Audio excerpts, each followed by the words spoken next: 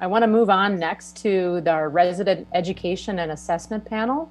And this will be incorporating many of the virtual and different ways that people are getting education to their trainees, as well as assessment. And this is going to be led by Doctors Pounds and Abularaj.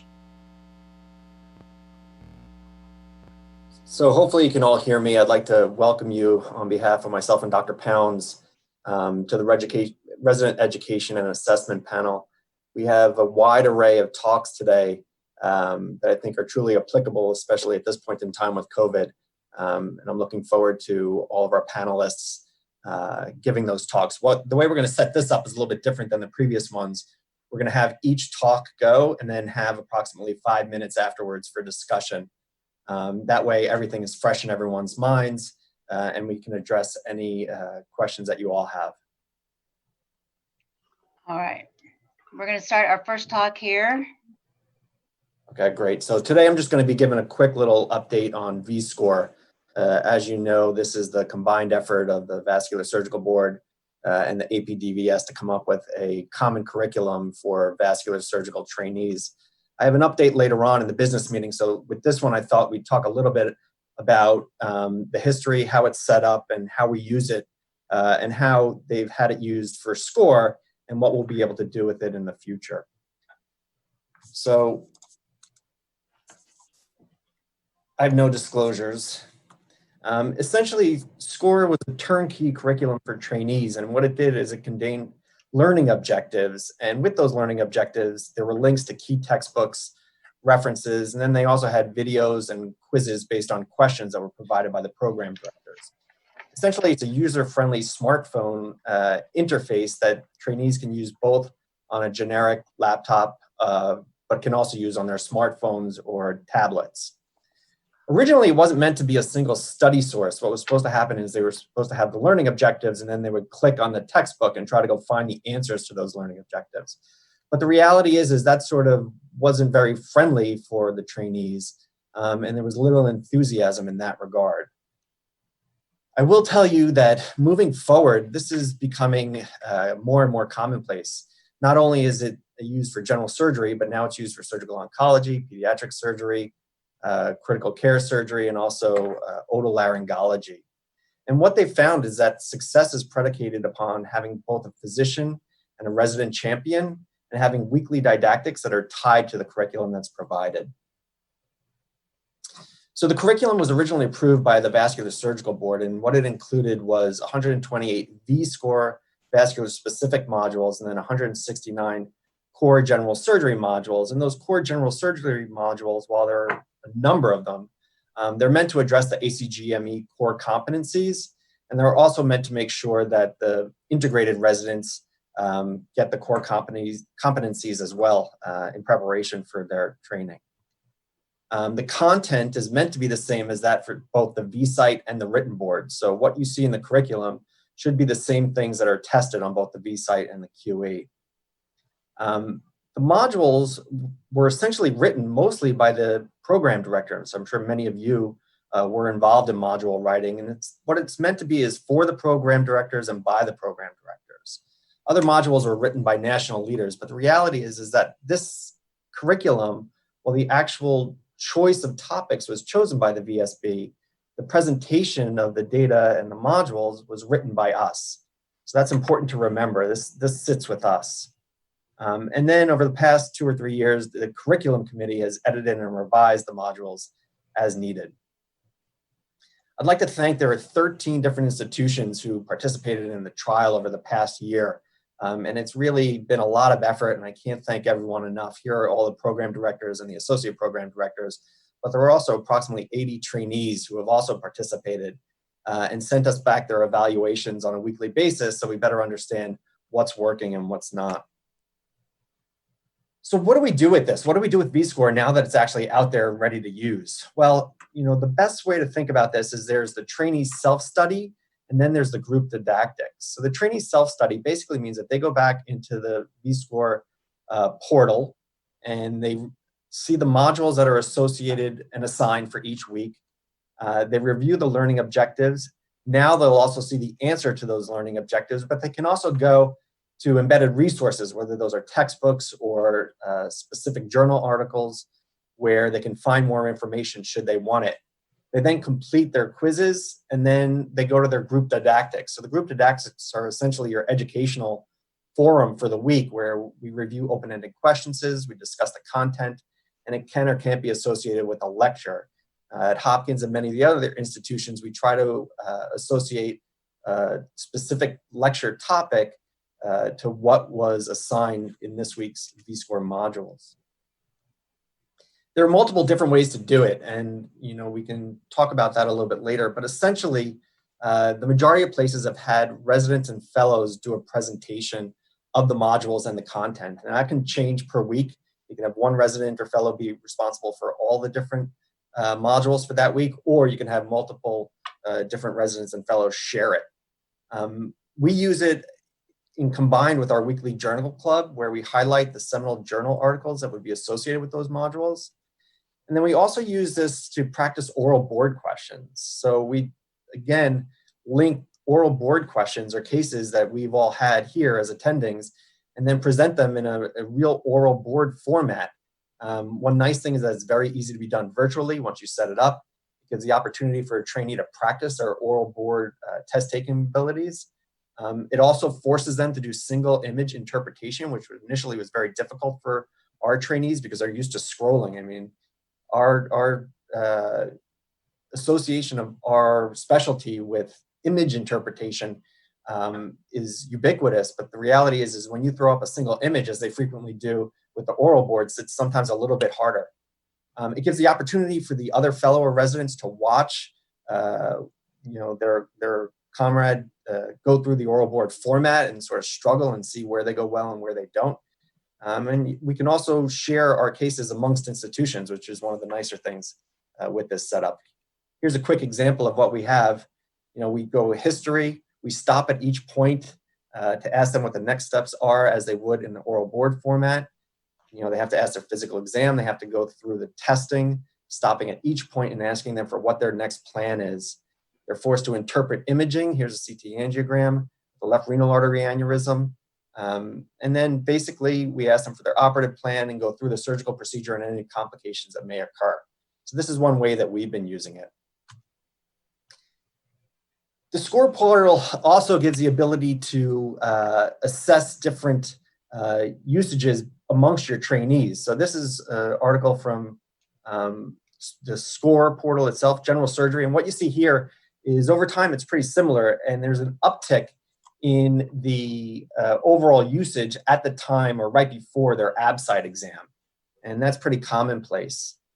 Here's a similar look at the usage, but what you see over time is that the actual usage between 2013 and 2015 increased. So there was essentially a feeling amongst the trainees that this was a good use of time, a good way to study for their ABSITE. Again, they have the uptick right before the ABSITE, and then it tails off a little bit. And this sort of up-down is associated with their weekly didactic sessions. Here are the device usage. I mean, like I said before, you can use your desktop, which most people use it for, but also they use their tablets or their mobile phones. And here you sort of get an idea about the way that they use these different techniques. So sometimes they'll just go to the portal as a quick reference, maybe before a surgical procedure, just go check on things and make sure they're up to date. A quick review is a little bit like around a 15 to 20 minute period of time where they're studying, and then a short study period is where they're up like around an hour.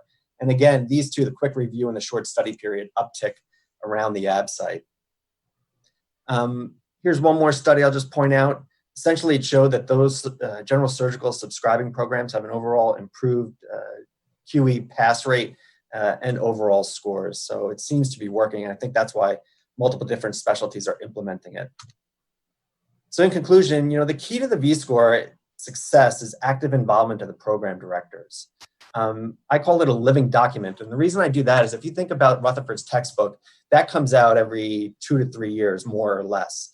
When we've been going through this in the trial and we've identified problematic modules that either were written in the old format or really weren't up to par, they were all rewritten, within 30 to 60 days. So basically everything is fixed as you're moving along. And that's why involvement with the program directors is key, I think. Like I said, revisions and additions can be made on a daily basis. And our goal really is to maximize the quality and the use by our trainees. Hopefully you received our email looking for editorial board applications. Ultimately, VScore is going to branch off on its own to the American Board of Surgery with an editorial board. So I recommend that anyone who's interested in either the curriculum or surgical training for vascular surgical trainees apply. I'll take any questions. That is definitely an outstanding endeavor. And anybody who's worked with SCORE definitely sees the value in doing anything with this. We're open for some questions. Is there anything in the queue? I don't see a queue right now. In general, I saw some probably older numbers for cost. What is the cost going to be per trainee? And you'll have like a PD, APD cost, and maybe faculty?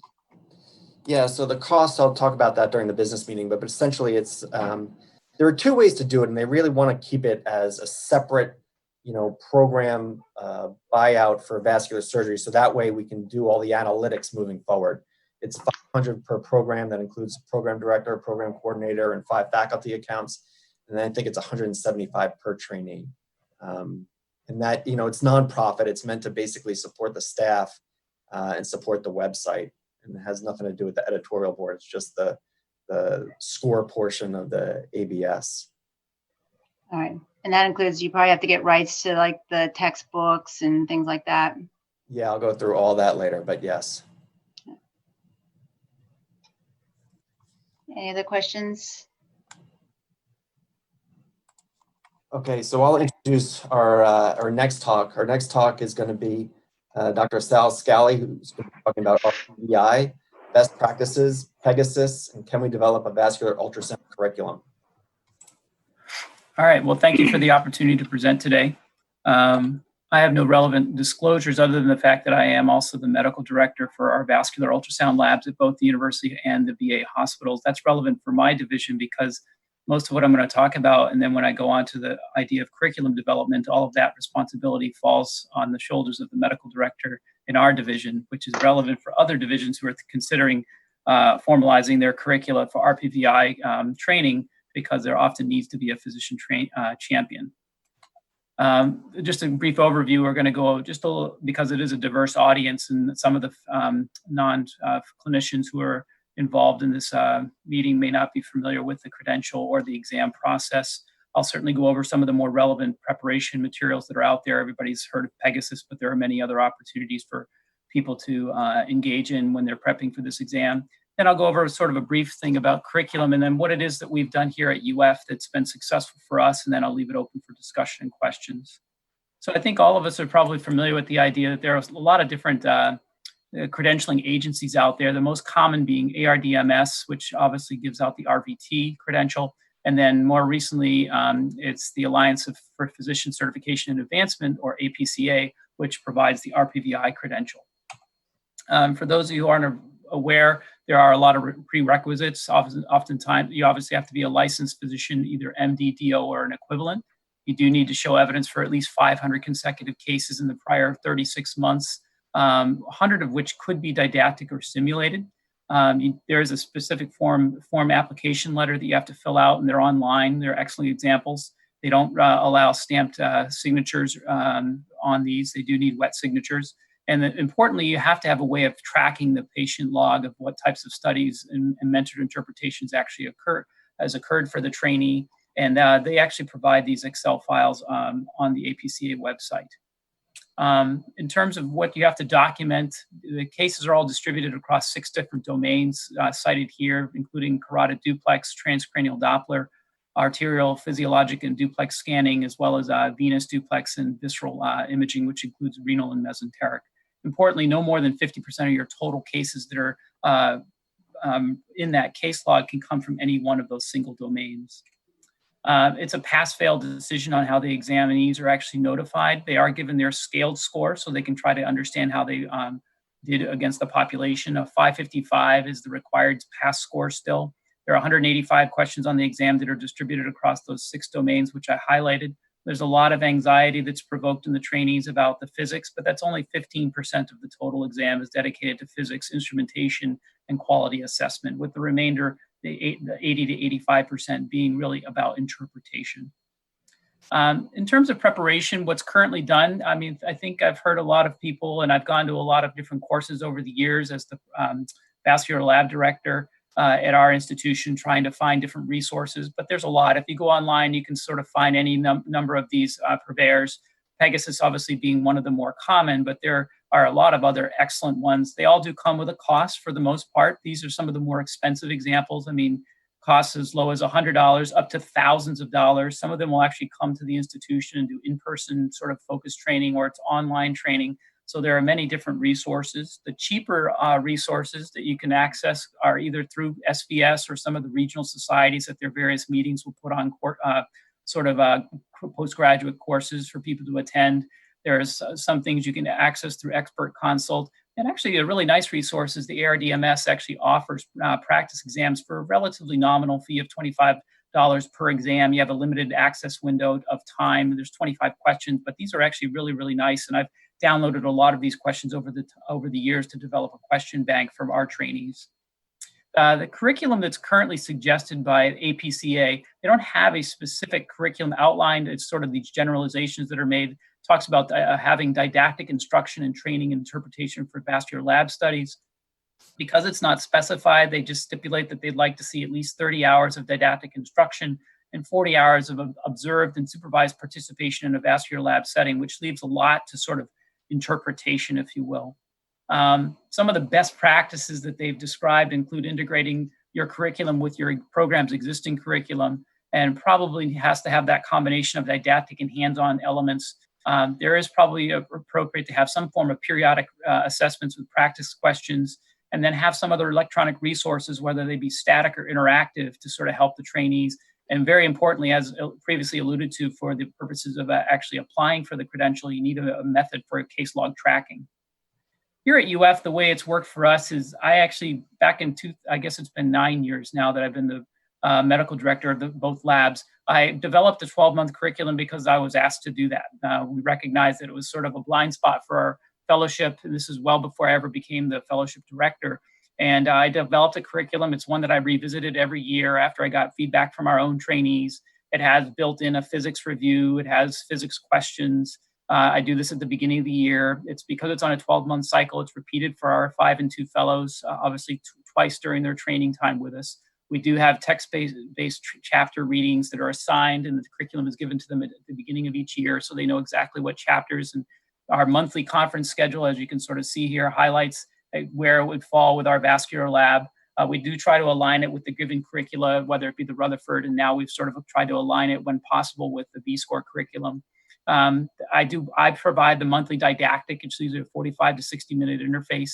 And then with PowerPoint slides, I give them a monthly quiz and evaluation, and there's even a final exam of 200 questions that I've developed over the years for them to sort of prep for their RPVI. And then they actually have assigned days where they go to the lab to actually see actual, scanning of patients. And then they have a sit down every Thursday when they're at the VA rotation with me. We read together. So there's an actual one-on-one interaction with reading. And our division covers the credentialing fee for signing up at $600 for the exam. And so far, this has been a successful sort of method of developing a curriculum at our institution, maybe not applicable to everybody. So before closing out, I would sort of highlight what are the pros and cons. I think the pros would be the standardization of a curriculum, I think would be good. We could tailor it, made the curriculum for both 05 and 5.2 training paradigms.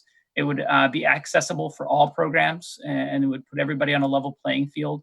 Obviously, it would synergize a lot with what the Association for Program Directors is doing, SVS, and certainly a lot of regional society educational efforts. It would sort of parlay well with that. We would be able to sort of align the curriculum and integrate it more seamlessly with VScore. And then it would be a nice resource that would live in perpetuity with trainees and faculty. Obviously, the cons are the activation energy, who's the physician champion at each institution, the cost elements, and then may supplant existing course materials, which they're quite robust and they're fairly good. And I think a lot of people have used, but they do come at a cost, and there is some variation there. And then obviously we're still in the early phases of getting the VScore finalized. So adding another layer to that and sort of how to do that would be very difficult, I would think. So we'd have to sort of get around those limitations. So without that, I'll just sort of leave it up to some questions, because I think that this could, obviously, there's probably a lot of people who are doing it a lot of different ways, but the way that we do it here at UF has been the way that's worked well for us. So one question I had for you is, the components of your curriculum for vascular lab, there must have been like 6 or 7. One of the things that we found a little bit difficult is getting our fellows time off to go, either do hands-on stuff or whatever it may be.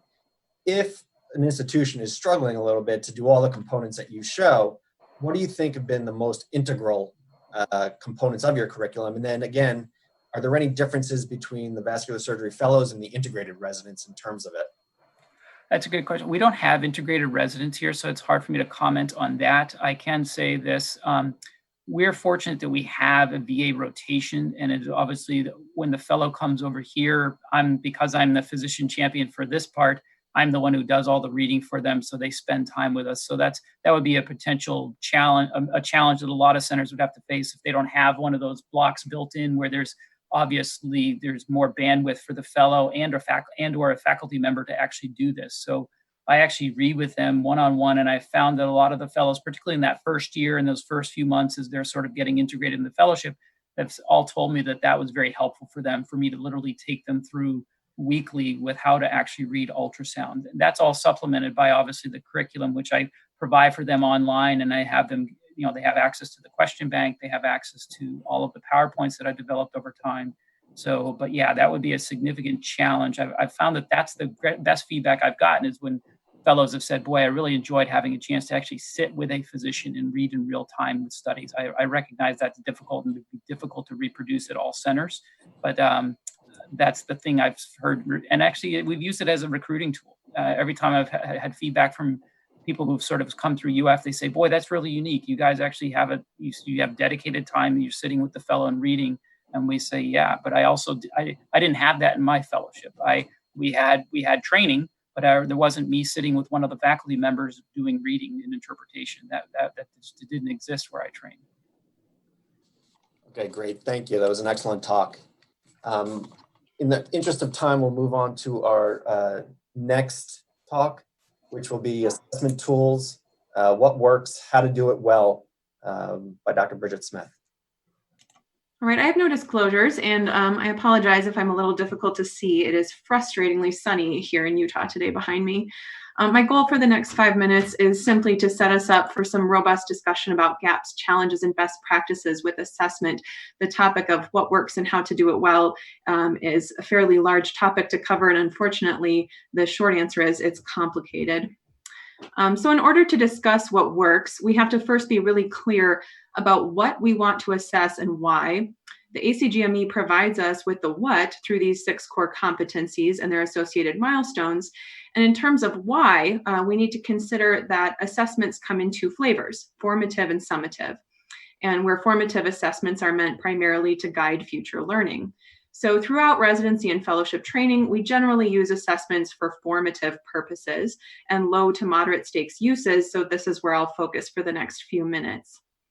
Given the diversity of the different competencies that we need to assess, there's no one-size-fits-all assessment that works, and doing it well is therefore a thoughtfully considered assessment program. So the goal of an assessment program is to collect key data from multiple sources and using different assessment tools for different competencies. So multiple tools and sources of assessment data facilitate broad input. And that really helps us to distinguish between situational deficiencies, such as the resident or fellow gets nervous and has a tremor when they're operating with Dr. Shames, versus global deficiencies, or things where they're having a consistent problem at all times. And in addition, this should be used and reviewed annually to look at the quantity of assessments you're using and the quality of those assessments. So this is a condensed example of a master blueprint for an assessment program. I'm going to break this down. On the left is the assessment type, and this is fairly broad categories, written exams, 360 evals, procedural assessments, etc. And then the subsequent columns include the assessment tool, such as VSite, mock orals, sim course assessments, etc., as well as who completes the tool. Is it the faculty, the trainee, or other people? And then each tool is then mapped to the 6 core competencies that are over here across the top. And finally, and really importantly, the ACGME milestones are listed at the bottom of this blueprint. The milestones assessment system was designed to be informed by the summation of multiple other assessment tools. So all of the data in this table, really in an ideal world, should be presented to your CCC to inform milestones, deliberations, and ratings. And so I'd encourage everyone to take the time to organize your current assessment tools into a blueprint like this, map it to the core competencies, and then use your blueprint to figure out where your own gaps are and improve your assessment program. So one important item that I want to emphasize is, in general, GME programs over-rely on clinical interactions and completion of assessment forms that are remote from the time of those interactions to inform our assessment of our trainees. End of rotation faculty and 360 assessments are fraught with rater bias issues, including the low number of direct observations that inform each assessment and recall bias that's related to the time lapse since the clinical interaction. So importantly, also there is research that shows that in regards to technical skills, about 20 to 40 observations of a given skill are required to generate a reproducible assessment. So we really also want to increase the number of times we're observing a skill. Most of you have probably heard of the Simple app, which is a data collection method for workplace performance assessment, and it overcomes some of the issues of few direct observations and time lapse since the observation. Upon completion of an operation, a trainee creates the evaluation in their phone that's sent directly to your device. You complete a 3-part assessment that's been rigorously validated, including autonomy granted, the trainee performance, and complexity of the case. And you can also dictate feedback that's automatically transcribed and provided to the trainee. So the ease and immediacy of using this app addresses some of the biases I mentioned related to time lapse, and it increases the number of observations of performance because it really collates data from multiple different faculty in a quantitative way. In addition, trainees value the formative feedback as being of higher quality with Simple compared to standard end of rotation evaluations. So that's important when we consider the goal of providing formative feedback to guide future learning. So to do assessment well, my advice would be to create your program blueprint so that you can identify where your gaps are in both quantity and quality. Share resources with other programs, help one another, and reach out. We have different gaps across our different programs, and we can help each other. Engage your coordinator to facilitate addressing administrative issues. And consider that feasibility and acceptability of different tools is dependent on your local culture and cost implications. So what works well at one program may not work well for another. For example, programs with a very strong sim lab may be better able to conduct simulation-based technical skills assessments, while programs without that resource might need to consider regional or national courses that provide assessments. And all this is reliant on a culture that values assessment, and that just takes time to develop. I think one of the best tips I have for that is to follow up with your assessors to tell them how the data was used. So when your faculty are asked to fill out a form, ensure that they realize that you sat down with your trainees and reviewed the assessment and what the plan was for that trainee's learning going forward. That really helps to engender buy-in. And so in terms of keeping this to just over 5 minutes, I'll close and take any questions. A question that I had is the APDVS had looked into using Simple previously. Do you know of any hurdles as to why that wasn't rolled out completely? I know I was involved a couple of years ago, but I just haven't heard more about it. I'm not sure. One thing I will say, and maybe someone else on the call can weigh in on that, but there is a cost associated with Simple. It's a nonprofit organization, and the cost goes to maintaining their server and their ability to provide the tool. So the cost is certainly a barrier. And I think early on when it was first developed, there were some questions about how useful it would be. But they are increasing their presence in the literature to show what the strength really is of having so many data points available to assess. And then one last quick question.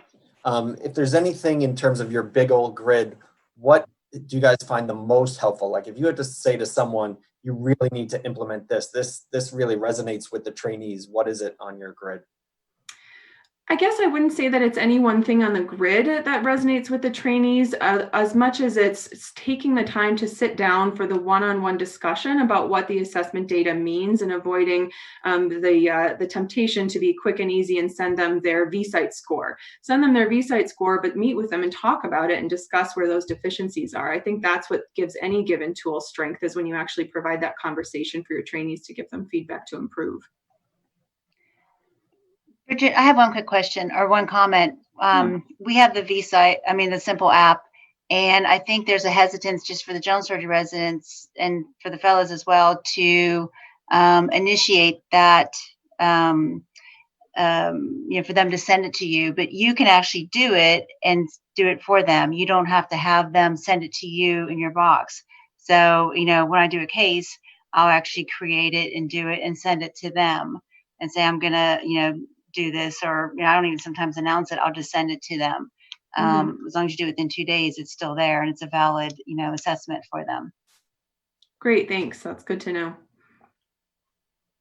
All right, we're going to move on. So our next talk is going to be the podcast is an educational tool, development of the audible bleeding podcast, which is wonderful. I was out in the garden this weekend listening to the audible bleeding podcast. So let's go ahead and proceed with that. All right. Well, thanks for the plugs, Lori. I just want to thank the program committee for inviting me to present our experience. These are my disclosures. I am a member of the LLC and one of its founding members. So about a year and a half ago, my fellows approached me with an idea of setting up a vascular surgery podcast. They wanted to create a resource for young vascular surgeons and trainees to enhance their education, to create an opportunity for networking, and to feel part of the larger vascular community. This is our current team. So Matt and Kevin are now second-year fellows, but they started this as first-year fellows. Nicole and Adam were incoming chief residents who had matched in the program. And about a year ago, Edhem and Jacob joined us once they matched in our fellowship. Excuse me. We had a couple of lucky coincidences from the outset. Kevin was one of the founders of the Behind a Knife podcast, and so we really didn't have to reinvent the wheel on a number of things, and it made the transition much smoother. And Kevin and Adam were friends from med school, so they were separated by a year, but we were able to establish a working relationship with Kevin and Nicole and Adam and Matt early on. And Nicole and Adam were both in their chief year and were very excited about looking forward to fellowship. And so it allowed for a critical mass of people to work on the project, which I think was sort of essential. The majority of our early episodes were physician profiles. Our first episode, we featured Dr. Veith, and this was just prior to his meeting in 2018. We would ask our guests to speak on vascular surgery, on their life as vascular surgeons, and topics of clinical or research interests. We also did a number of topical episodes, such as we have had a number of VSite reviews. We did an episode on spine exposures, negotiating your first contract, vascular anesthesia. We had the PIs for the best CLI trial to come on and speak to us, and we also talked about cost drivers in vascular surgery. And probably the most downloaded episode was our paclitaxel debate. So in April of 2019, when the FDA came out with their warning, this sort of put us on the map in terms of downloads. We managed to obtain some late-breaking interviews at the VAM with Drs. Conti, Dr. Coleman, and Dr. Lombardi about their podium presentations, and that was exciting because we could turn these around pretty quickly. And we have developed a number of collaborations, which have been really gratifying. The Young Surgeons Advisory Committee approached us about doing episodes related to professional development. Dr. Todd Rasmussen was gracious enough to develop a series on vascular trauma that we published on both our platform and on Behind the Knife. And probably the most exciting collaboration is with the Journal of Vascular Surgery. We publish a monthly Editor's Choice episode for the JVS.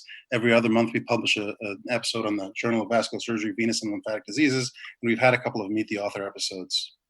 The other thing, the COVID-19 pandemic has affected all our lives, but it's also presented some opportunities as well. Dr. Singh and Starnes published their editorial on the letter from Seattle, and we were lucky enough to have them, along with Mal Sheehan, come on and talk about their experiences in new circumstances where we don't have necessarily the same resources. And I found it to be a really compelling discussion. And this led to a number of episodes that we did on COVID-related topics, particularly the one on education. One of the things we discussed was how to educate our residents during the pandemic and how to develop content. And so this led sort of organically to a new collaboration we're doing with a number of institutions, developing crowdsourced vascular surgery education resources. I want to compliment Dr. Velasco, who spoke in the last presentation. She really deserves a lot of credit for helping organize these live lecture series across institutions.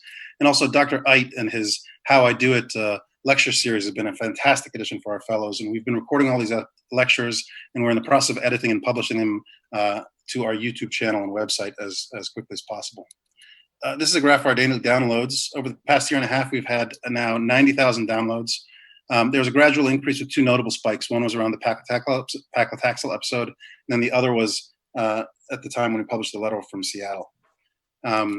This is our geographic map. The overwhelming majority of our downloads are in the US, but we also have significant numbers in Canada, the UK, and Australia, and even in smaller countries. I'm probably responsible for most of the Egyptian downloads, but we polled our listeners with the promise of a free t-shirt and Amazon gift card. Out of the respondents, about a third were practicing vascular surgeons, a little over half were residents and fellows, and 14% were students. Out of the physicians in practice, it's a pretty even spread amongst those early in their practice and mid-level or senior practitioners. When we polled our listeners on their favorite type of episode, there's a pretty diverse spread, suggesting that there's something for everyone. And this was, I think, probably the most gratifying question was the fact that more than half of our listeners, they changed their practice based on what they'd heard in the podcast. So just in conclusion, this has been really a fascinating project for me, and I've had some unexpected benefits. I was able to establish a working relationship with my fellows before they even started. I think that preparing for the interview is a really productive academic exercise for the fellows themselves, and it's a real opportunity for professional networking. And in light of the recent pandemic, it's allowed for an enhanced sense of participation in the wider vascular surgery community as a whole. And I'm really excited about the crowdsourced educational collaboration in the future. And thank you again for the time to present. Sharif, this has been an excellent format for education. No one's asked any questions, but from what I can see through the chat room, everyone loves it. I guess the question that I have is, what are the next steps? Once you get sort of a year through of podcasts ready to go, where do you see this going in the long term? So I do think, and I'll echo sort of what Dr. Velasco spoke about, that right now there's a lot of energy towards collaborating across campuses and doing these multi-institutional lectures. And I think it's been fantastic. My fellows have gotten a lot out of hearing how faculty at other sites work. And so I think spreading to online lecture sharing and a video platform is probably the key. And I do like I'd like to make a plug for more collaboration, and where we welcome anybody who's interested in participating in the podcast to come. We have B-site reviews that they can help out with, editing the videos, and we really enjoy the collaboration with other people. Carlos Bacara asked, we listen to it from social media, does it count as a download? So it counts as a download if the podcast, so it goes to the Google Play, goes to Apple Podcast. If you listen to it on YouTube, it doesn't count as the download, but we can track those views as well. Okay. Well, it's just been fantastic. Wonderful. Thank you very much. All right. So we're going to move on next. We have Burnout and Wellness in Vascular Surgery Residency from Dr. Smeads. And I want to know, what tie did you ultimately end up choosing? Because, Darth Potato wanted to know for the May the 4th, since you had on your Twitter feed, what tie you were going to choose for today. Yeah, very nice. Can you guys hear me? We can. I chose the lightsaber tie. So, of course, the best.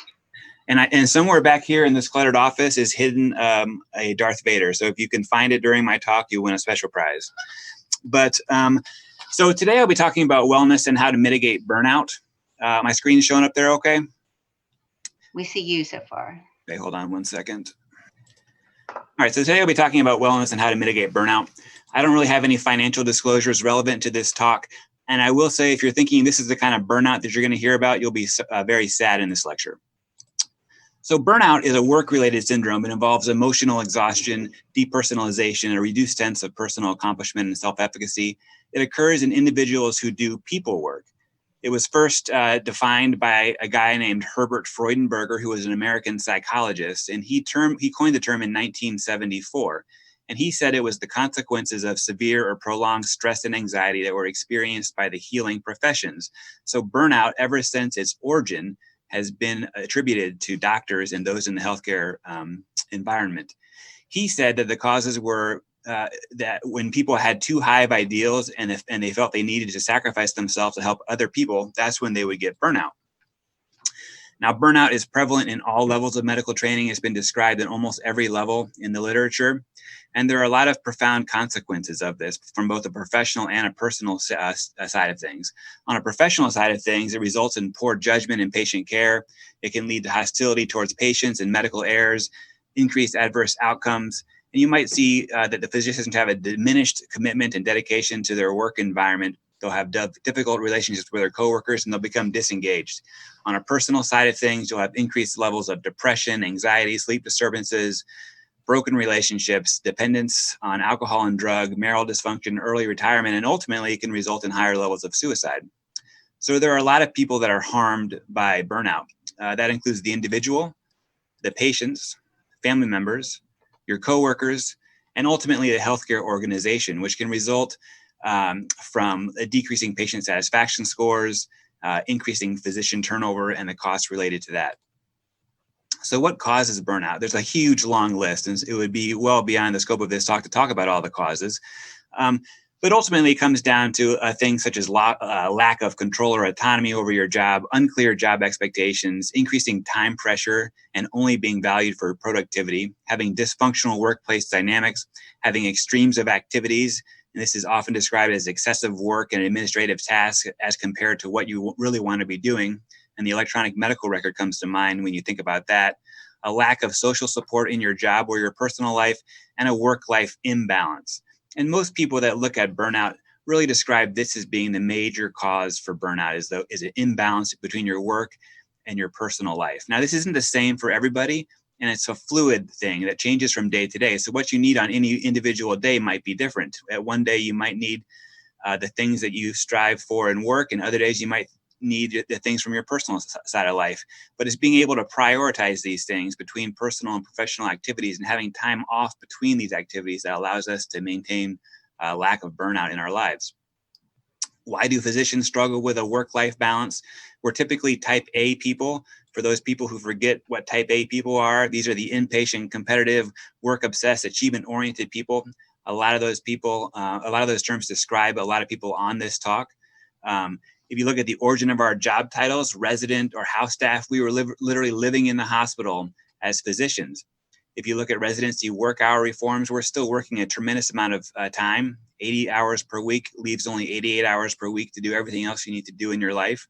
We have a delayed entry into the workforce. And so we feel that when we become an attending physician that we need to make up for lost time. We also have an element of delayed gratification, in the sense that we keep on thinking that eventually we're going to get to nirvana. We were in medical school and we're like, at least when I become a doctor, things are going to be better. We become a resident physician and we're like, well, this isn't better at all. And we say, at least when we become a physician, attending physician, things are going to be better. And then we become junior faculty and we're like, this really isn't the greatest anymore. But when I become associate professor, then it's all going to be better. And, we never really get to that nirvana. We always are looking ahead. We have increasing patient overload. We have electronic medical record, and ultimately we care for the patients. And so oftentimes we'll feel like we need to sacrifice ourselves in order to make our patients do well. If you think about surgical trainees, a lot of the things on that list I showed are also experienced by trainees. They have lack of control. They have unclear job expectations oftentimes. They have a dysfunctional workplace dynamic sometimes, extremes of activities, lack of social support, increasing work-life imbalance, and high levels of stress. We sent out a survey a number of years ago to all vascular trainees in the United States, and we looked at burnout and perceived stress, social support, depression, and some other factors. And we grouped trainees into quartiles based off their burnout score. And what we found was that trainees with higher levels of burnout had higher levels of depression and stress, and they had lower social support and self-efficacy. And more importantly, we found that higher burnout was associated with modifiable risk factors, such as lack of program-sponsored social events, more 80-hour work week violations, and a lack of mentoring. So there are some things that we can certainly do as program directors to try to influence the rate of burnout in our trainees. How can we prevent and treat burnout? We need to identify personal and professional values and priorities. We need to enhance areas of work that are personally meaningful. We need to identify and nurture personal wellness and stress relieving strategies. And we need to seek support. And vascular surgery has been tremendous in this realm in regards to burnout with the SVS Task Force on Wellness and the new pod chat by by Max. So we're well ahead of the game compared to a lot of other specialties. We need to practice mindfulness, face situations with openness, and ultimately we need to expose medical professionals to these things early in their career. It's better to treat burnout by prevention rather than to react to it after it's occurred. How can we prevent burnout in trainees? We need to role model healthy work-life balance. We need to encourage wellness, recognize contributions to clinical mission, mentorship. There's a question of resiliency training and whether this might be beneficial. And then possibly social activities. You should enjoy your trainees outside the hospital setting. So in conclusion, burnout exists in medical providers. It can affect individuals, family members, coworkers, patients, and healthcare systems. Opportunities do exist to prevent its occurrence and help those affected by it. And I'd be happy to take any questions. Matt, great talk. Given our lack of time in this session, we're running a bit short. I've got one question for you. You tell us that certain things are modifiable, but what do you do with a trainee once they sort of hit that point of burnout? Is it reversible? Are there any best practices? Yeah, that's a great question, Chris. And I'm not sure I have the right answer for that. I think if you look at your trainees, they all exhibit levels of burnout. To be honest, I haven't been exposed to a trainee who's been completely burnt out that is beyond all salvageable methods. But I think you need to offer them mentorship, offer them role modeling, and help them work on their work-life balance, essentially, which is hard to do as a resident, obviously. We have at SLU, we have wellness events at least once a quarter where we do things completely independent from work. You saw in the picture there, we did an escape room one time. We've done bowling, we've done barbecues and things like that, which all sounds kind of kitsch sometimes, but I think it's important to kind of participate in each other's lives personally as well as professionally. And one last quick thing, any data showing an increase in burnout during COVID? I haven't seen anything yet, but I'm sure it's coming. Okay, great talk. Thanks a lot.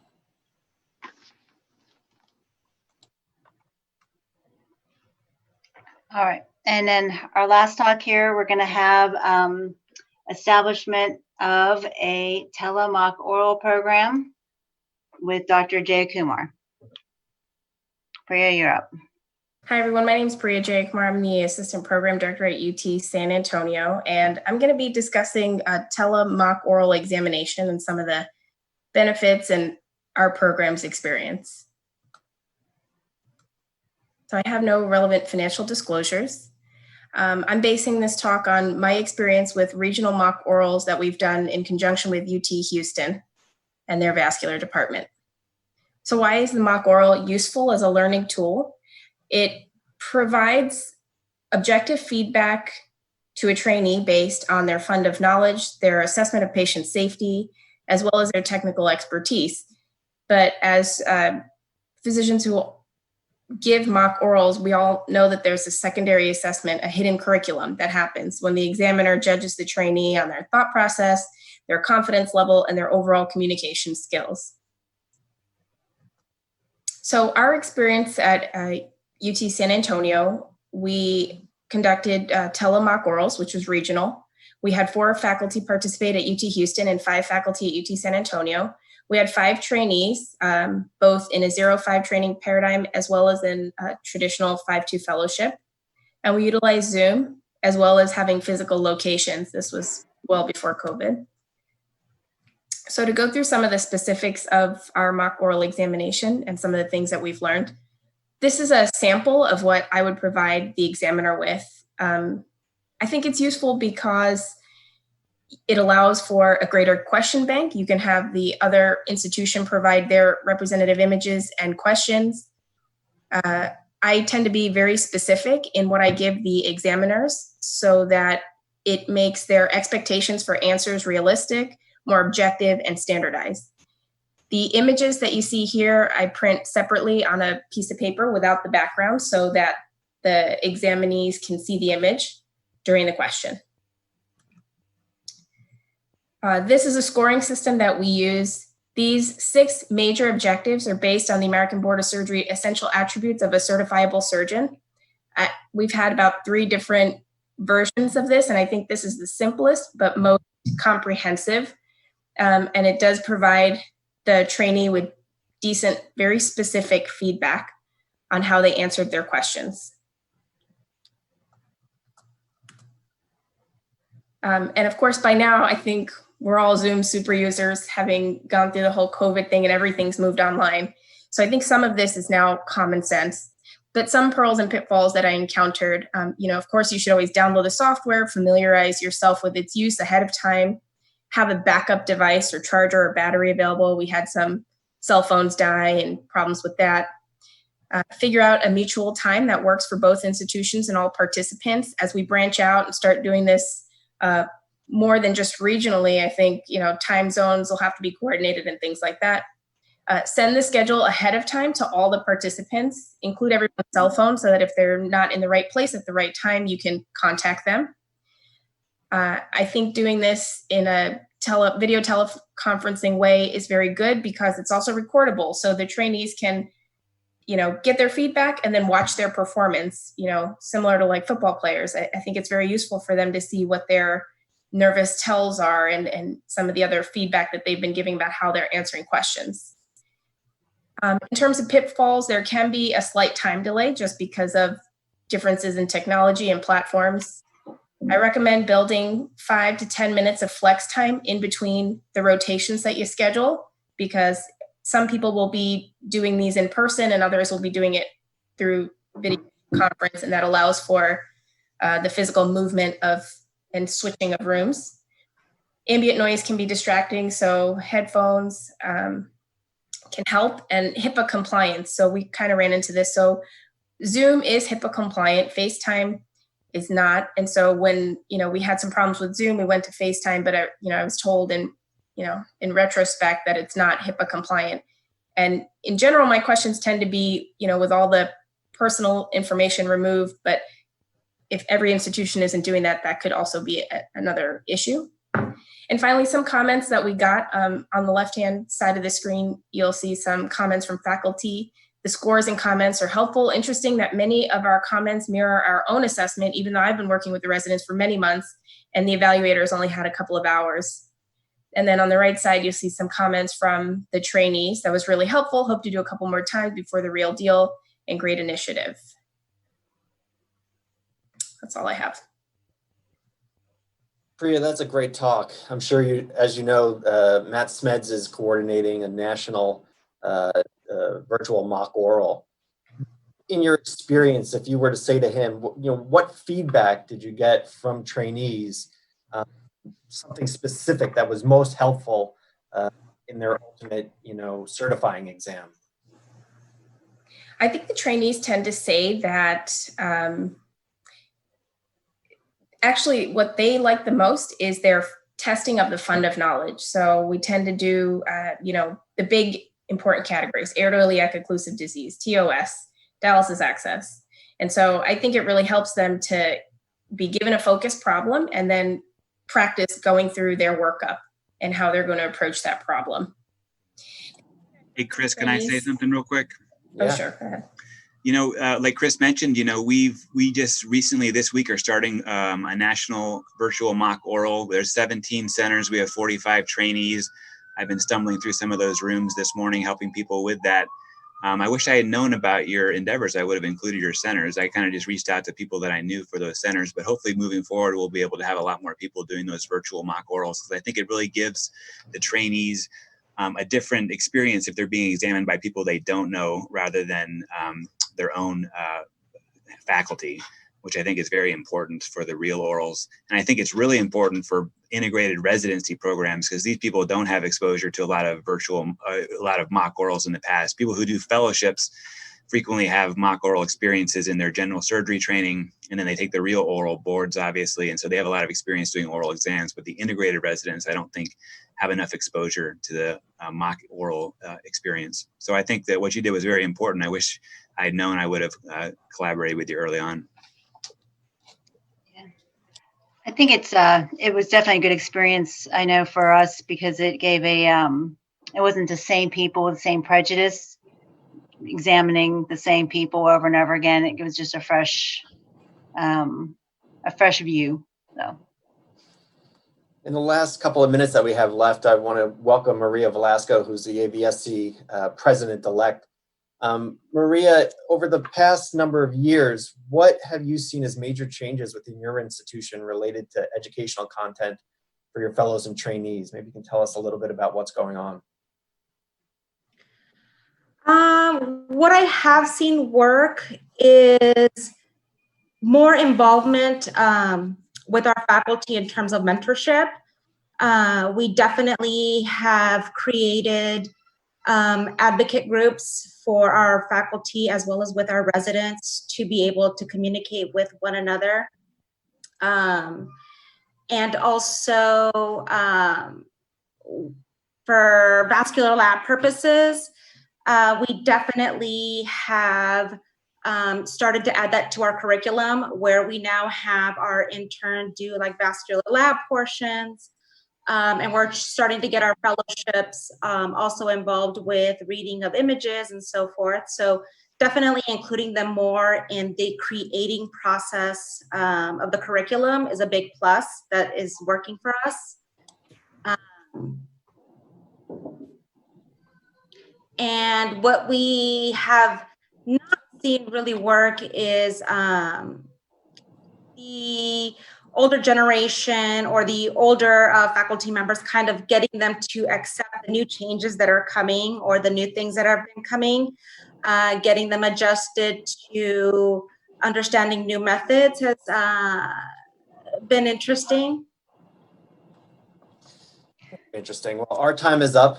I'd like to thank all of our different speakers for taking the time, their presentations, and we'll throw it back to Amy and Murray.